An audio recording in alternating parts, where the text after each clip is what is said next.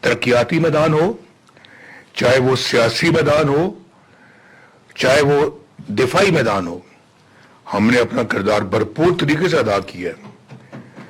اور تو آپ بھی تو کچھ اس میں حصہ ڈالیں نا اپنا، آپ اپنا جو ہے اس کے بارے میں آپ بھی سوچیں، آپ کا بجٹ جو ہے وہ صرف لوگوں کی جیبوں میں نہیں جانا چاہیے، اس کا گراؤنڈ پہ استعمال ہونا۔ اور آج ہماری مسلم لیگ کی جو حکومت ہے، یہ ٹریک ریکارڈ ہے اللہ کے فضل و کرم سے مسلم لیگ کا، کہ مسلم لیگ نے ہمیشہ عوامی خدمت پہ زور دیا ہے۔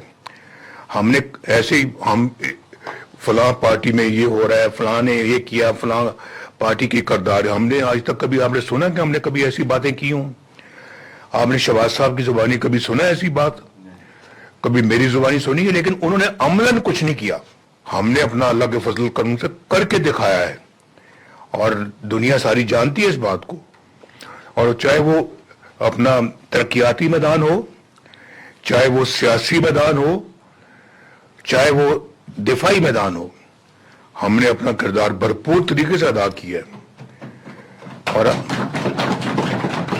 ایک وہ زمانہ تھا 1998 میں جب پاکستان کے سبز پاسپورٹ کی عزت ہوئی تھی، اور ایک آج یہ زمانہ ہے جب ماشاءاللہ شہباز صاحب کی سربراہی میں اور ان کی مدد میں جو کردار ادا کیا ہے اسحاق ڈار صاحب نے، اور جو کردار ادا کیا ہے فیلڈ مارشل عاصم منیر نے، یہ تو بہت تاریخی کردار ہے۔ یہ میں سمجھتا ہوں کہ ملک کے لیے بے پناہ عمدہ کردار ادا کیا گیا ہے اور کیا جا رہا ہے۔ آج پھر اسی سبز پاسپورٹ کی عزت ہو رہی، تو یہ اللہ تعالیٰ عزت پاکستان کو دے رہا ہے۔ ہم خود بھی اپنے آپ کو اس لائق بنائیں کہ ہم یہ محسوس کریں کہ ہاں جی ہم نے بھی کچھ کرنا چاہیے۔ اللہ تو دے رہا ہے لیکن ہم اس قابل ہیں، یہ ہمیں اپنے گریبان میں جھانک کر دیکھنا چاہیے۔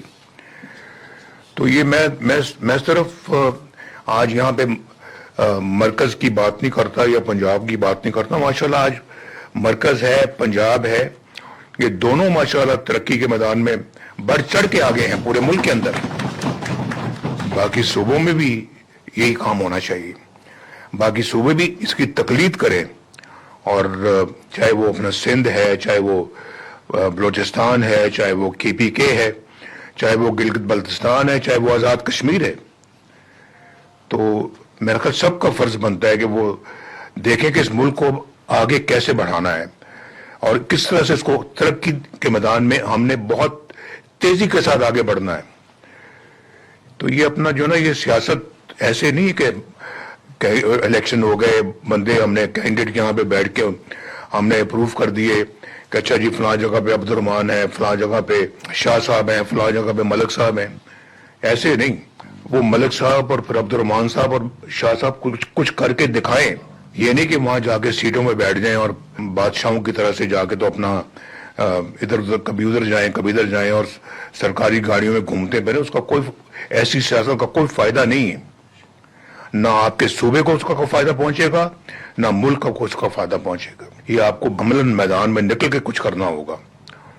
تو میں تو آپ کو یہ بلکہ دعوت دوں گا اپنی گلگت بلتستان کی لیڈرشپ کو کہ جب وہ اللہ کے فضل سے الیکٹ ہو جائیں، مسلم لیگ گورنمنٹ وہاں پہ قائم ہو جائے، انشاءاللہ اللہ کرے گا کہ قائم ہو، حالات بہت اچھے ہیں وہاں پہ، تو شہباز صاحب کو آپ بلائیں، ان کے ساتھ میں بھی آ جاؤں گا وہاں پہ، ہم سب آئیں گے، بلکہ جتنے بھی یہاں ٹیبل پہ بیٹھے ہوئے سب وہاں پہ آئیں گے ہم، اور آ کے وہاں پہ انشاءاللہ آپ کی جو مسائل ہیں ان کو حل کے لیے ہم انشاءاللہ پوری سب مل کے کوشش کریں گے۔ گلگت بلتستان مجھے اتنا ہی عزیز ہے جتنا کہ مجھے باقی پاکستان عزیز ہے، جتنا مجھے آزاد کشمیر عزیز ہے، جتنا مجھے پنجاب عزیز ہے، سندھ عزیز ہے، بلوچستان عزیز ہے، اور KPK عزیز ہے۔ اب یہ مجھے بتائیں کہ میں بات کے حوالے سے پوچھنا چاہتا ہوں، بس صرف جاننا چاہتا ہوں کہ 15 سال سے KPK میں ایک مختلف حکومت ہے، کیا ہو رہا ہے وہاں پہ؟ کیا ہوا کیا وہاں پہ؟ ابھی بھی کیا ہو رہا ہے وہاں پہ؟ کوئی وہاں کا آدمی جو ہے، یہ وہاں کا رہنے والا کوئی سکھ کا سانس لے رہا ہے وہاں پہ؟